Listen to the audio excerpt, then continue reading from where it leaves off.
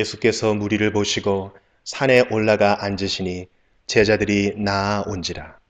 입을 열어 가르쳐 이르시되 심령이 가난한 자는 복이 있나니 천국이 그들의 것이며 애통하는 자는 복이 있나니 그들이 위로를 받을 것이며 온유한 자는 복이 있나니 그들이 땅을 기업으로 받을 것이며 의에 줄이고 목마른 자는 복이 있나니 그들이 배부를 것이며 긍휼히 여기는 자는 복이 있나니 그들이 긍휼히 여김을 받을 것이며 마음이 청결한 자는 복이 있나니 그들이 하나님을 볼 것이며 화평하게 하는 자는 복이 있나니 그들이 하나님의 아들이라 일컬음을 받을 것이며 의를 위하여 박해를 받은 자는 복이 있나니 천국이 그들의 것임이라. 나로 말미암아 너희를 욕하고 박해하고 거짓으로 너희를 거슬러 모든 악한 말을 할 때에는 너희에게 복이 있나니 기뻐하고 즐거워하라. 하늘에서 너희의 상이 큼이라. 너희 전에 있던 선지자들도 이같이 박해하였느니라. 너희는 세상의 소금이니 소금이 만일 그 맛을 잃으면 무엇으로 짜게 하리요. 후에는 아무 쓸데없어 다만 밖에 버려져 사람에게 밟힐 뿐이니라. 너희는 세상의 빛이라.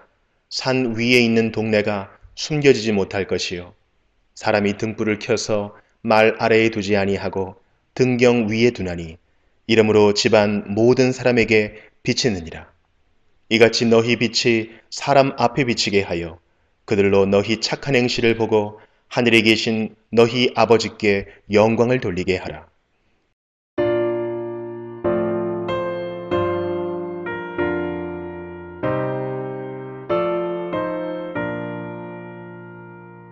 이 천지가 만물들아 복 주시는 주 여호와 전능성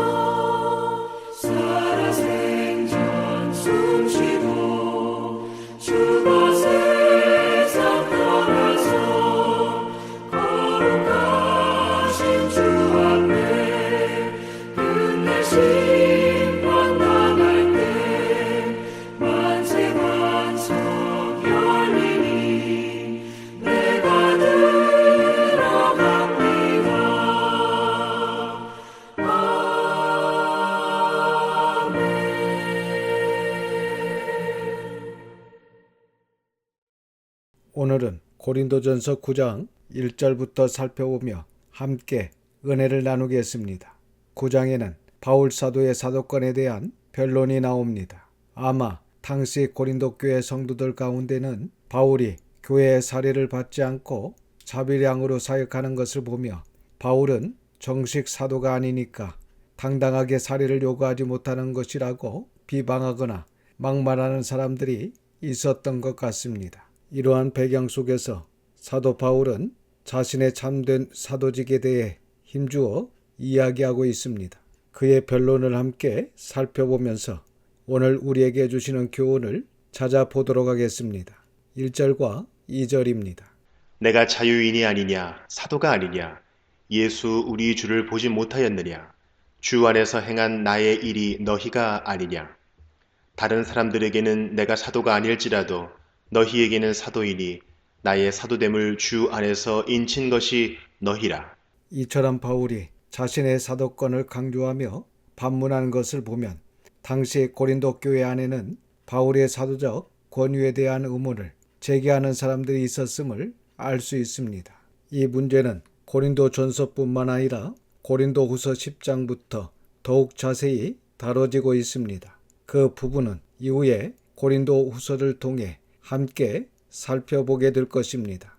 바울은 고린도 교회를 직접 개척했고 약 1년 6개월 동안 말씀을 충실히 가르쳤습니다. 그리고 성도들 또한 바울의 가르침을 잘 따르며 성장했습니다. 그러나 시간이 지나면서 성도들 중 일부는 바울이 예수님의 12 제자에 속한 사람이 아니라는 사실, 그리고 예수님과 함께 직접 생활했던 인물이 아니라는 사실을 알게 되었습니다.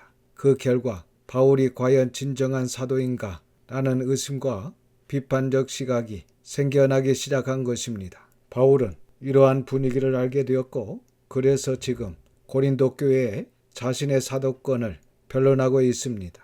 1절 중반절을 보시면 바울은 내가 예수 우리 주를 보지 못하였느냐 주 안에서 행한 나의 일이 너희가 아니냐 라고 말합니다. 바울은 여기서 두 가지를 자신의 사도권의 근거로 제시합니다. 첫 번째는 내가 예수 우리 주를 보지 못하였느냐 라는 것입니다. 이 말씀은 사도행전 9장 3절 이하에 기록된 대로 다메섹 도상에서 부활하신 예수님을 만난 사건입니다.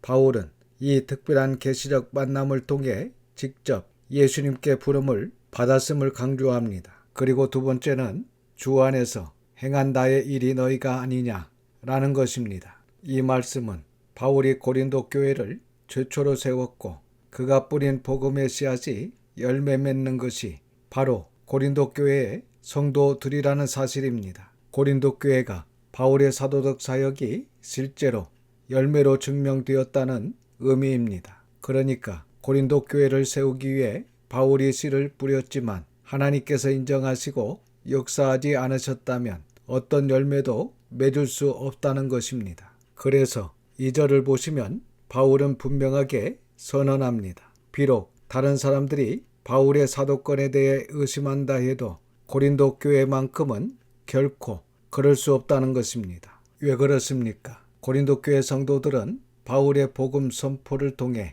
그리스도인이 되었고 그들의 믿음의 공동체인 고린도 교회는 바울의 사역을 통해 세워졌습니다. 따라서 고린도 교회 성도들이 바로 바울의 사도직을 증명하는 살아있는 증거다라는 것입니다. 다시 말해 고린도 교회가 하나님께서 바울을 사도로 인정하셨다는 주님 안에서의 인, 고린도 교회가 바울이 하나님으로부터 보냄을 받은 사역자, 하나님의 도장과 같은 표가 된다는 것입니다. 그러니까 고린도 교회가 바울이 사도다라는 하나님의 사인이라는 것입니다. 3절입니다.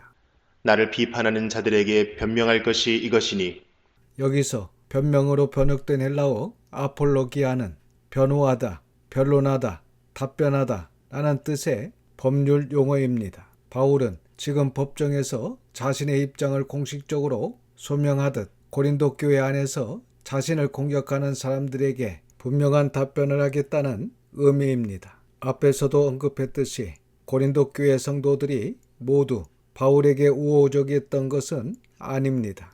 일부 성도들은 바울의 사도권을 의심하며 비판적인 시각을 가지고 있었습니다. 그들에게 바울은 지금 자신의 입장을 명확하게 설명하려고 하는 것입니다. 특히 바울이 고린도 교회를 개척하여 약 1년 반 동안 사역한 후 떠난 다음 고린도 교회에는 아볼로나 다른 사역자들이 후임으로 사역했습니다. 이들은 교회로부터 정당한 사례를 받은 것으로 보입니다. 그런데 바울은 그들과 달리 고린도 교회에서 사례를 받지 않았습니다. 바로 이 점이 고린도 교회 안에서 미묘한 문제를 일으킨 것으로 보입니다. 일부 성도들은 이렇게 생각한 것 같습니다. 왜 아볼로나 다른 사역자들은 사례를 받는데 바울은 받지 않았던가?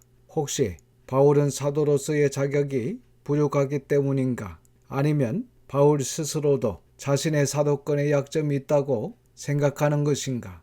이런 잘못된 오해가 퍼지자 바울은 그들에게 분명하게 말하는 것입니다. 내가 사례를 받지 않는 것은 사도권이 없어서가 아니다. 그것은 복음을 위해 내가 자발적으로 선택한 것이지 내 사도직이 흠이 있어서 그런 것이 아니다. 바울은 이러한 잘못된 인식을 바로잡기 위해 지금 변론을 시작하는 것입니다. 4절에서 6절입니다.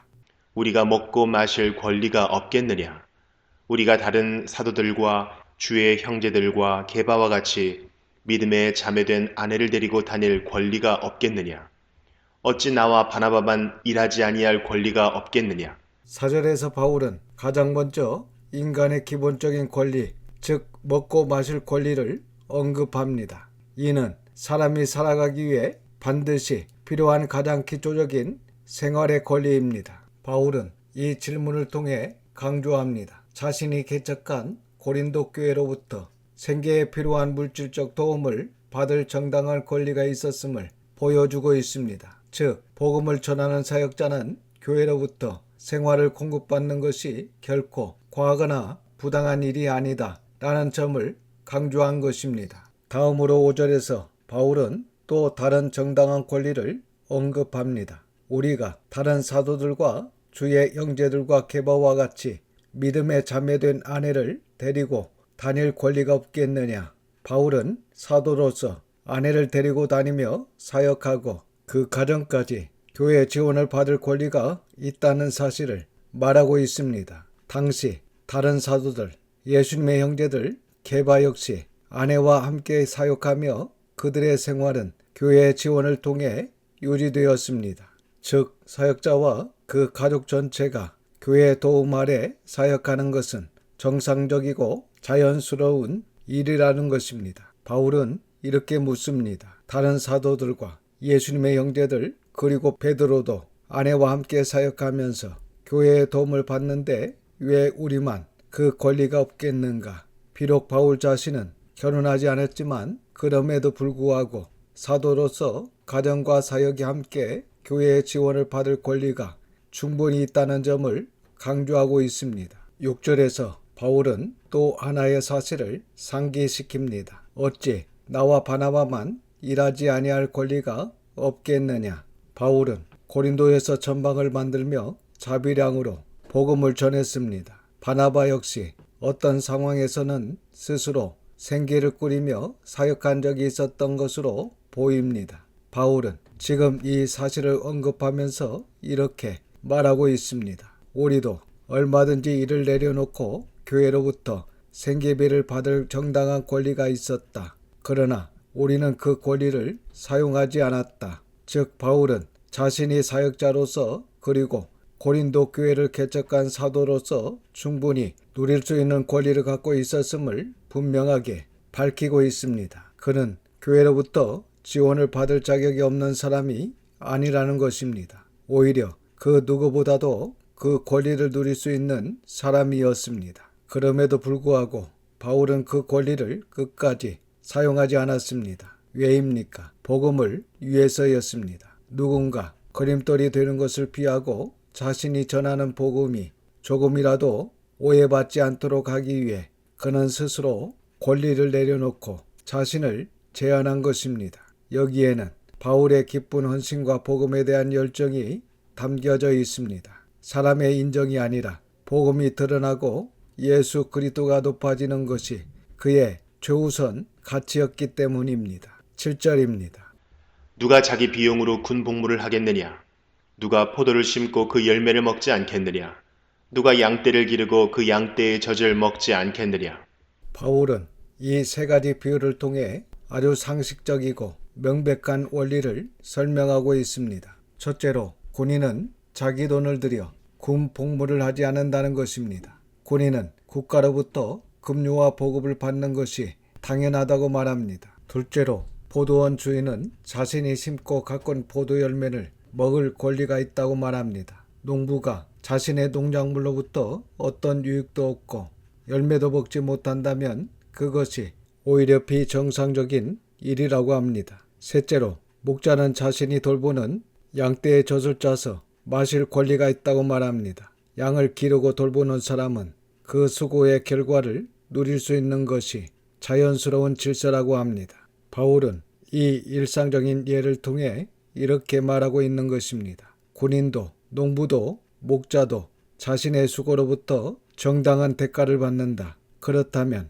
복음 사역자들이 교회로부터 생계의 도움을 받고 그들의 사역 경비가 지원되는 것은 너무나 당연한 일이 아니겠느냐. 바울은 사역자의 생활을 교회가 책임지는 것은 하나님께서 세우신 너무나 당연한 일임을 설명하고 있습니다. 8절입니다. 내가 사람의 예대로 이것을 말하느냐? 율법도 이것을 말하지 아니하느냐?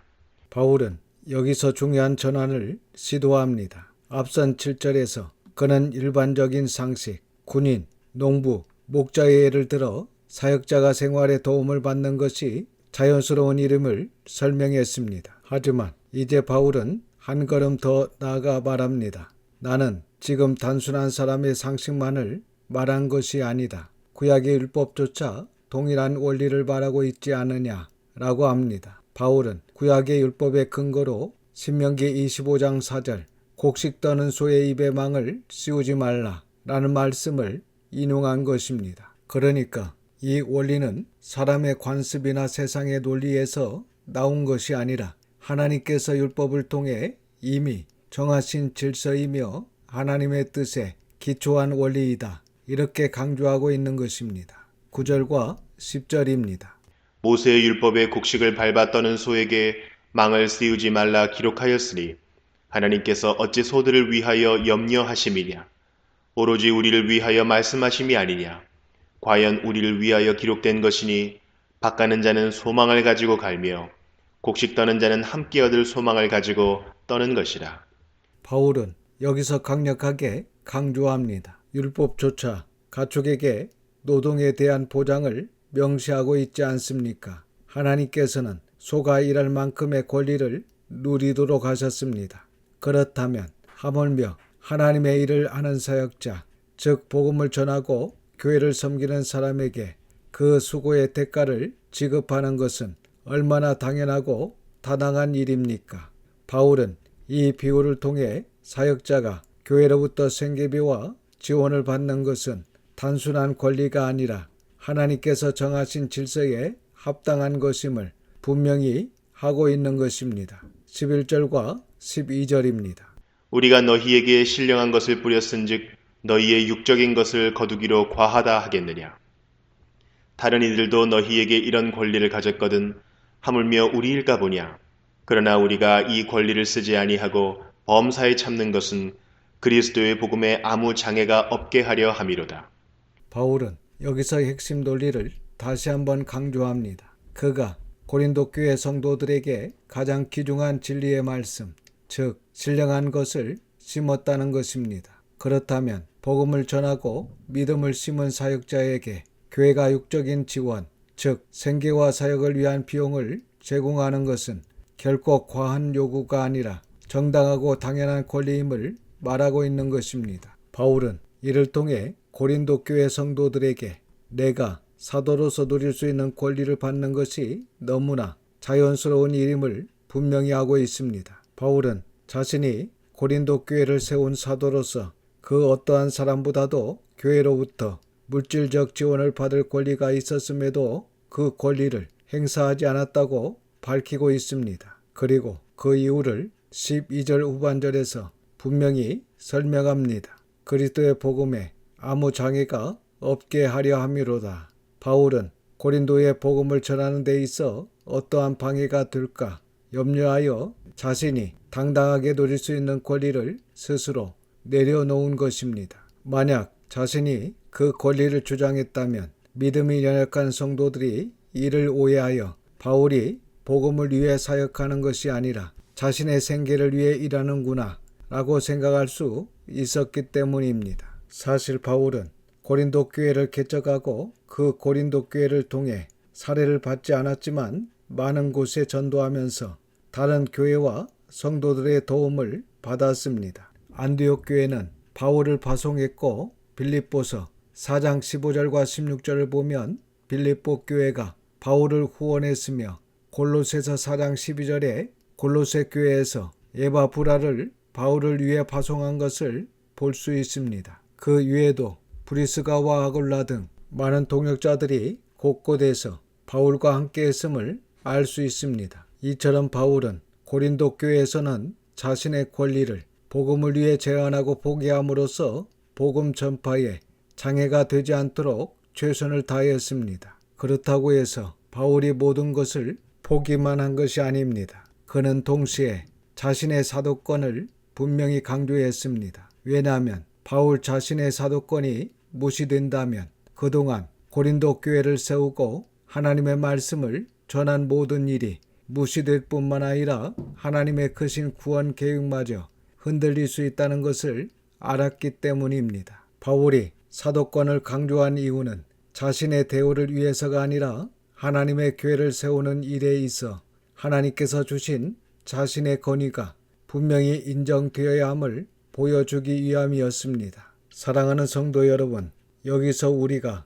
배울 중요한 교훈이 있습니다. 우리는 신앙생활을 하면서 자신의 권리를 주장할 수도 있고 때로는 그것이 필요할 때도 있습니다. 그러나 바울처럼 한 걸음 더 나아가 내가 누리려는 그 권리가 혹시 복음 전파나 다른 성도에게 걸림돌이 되지는 않은지 살펴보아야 합니다. 또한 바울이 자신에게 주신 사도권을 끝까지 붙들고 나갔던 것처럼 우리도 하나님께서 주신 직임, 소명, 사명을 굳게 붙들어야 합니다. 우리가 받은 사명을 통해 전한 복음이 헛되지 않도록 마지막까지 믿음을 지켜 승리하는 주님의 사람들이 되시기를 예수님의 이름으로 축원합니다. 기도하겠습니다. 아버지 하나님, 하나님의 거룩하신 이름을 찬양합니다. 오늘도 귀한 말씀을 듣게 하시고 깨닫는 마음을 허락해 주심에 감사드립니다. 사도 바울과 같이 복음을 위해 스스로 자신의 권리와 자유를 절제하고 포기할 수 있는 성숙한 성도의 삶을 살아갈 수 있도록 인도하여 주시옵소서. 당연한 권리와 자유조차 때로는 기꺼이 참고 내려놓음으로 하나님의 진리의 말씀이 저희를 통해 아름답게 증거되게 하시고 저희의 믿음과 신앙과 인격이 더욱 성장하고 성화되며 성숙해지도록 도와주시옵소서. 또한 복음을 위해 바울 사도가 사도권을 담대히 주장했던 것처럼 우리도 하나님의 자녀요 성도로 부르심을 받은 소명과 맡겨진 사명을 기억하게 하시며 하나님께서 주신 권위와 담대함으로 복음을 전하며 하나님의 일을 위해 최선을 다하는 삶을 살게 하여 주시옵소서. 이번 한 주간도 하나님의 선한 손에 도우심으로 승리하게 하심을 믿고 감사드리며 우리 구주 예수님의 이름으로 기도드립니다. 아멘. 지금은 우리 구주 예수 그리스도의 은혜와 아버지 하나님의 그 크신 사랑하심과 성령님의 감화와 감동, 역사와 충만한 교통하심이 모든 성도와 자녀와 가정 위에 이제로부터 영원토록 함께 있을지어다. 아멘.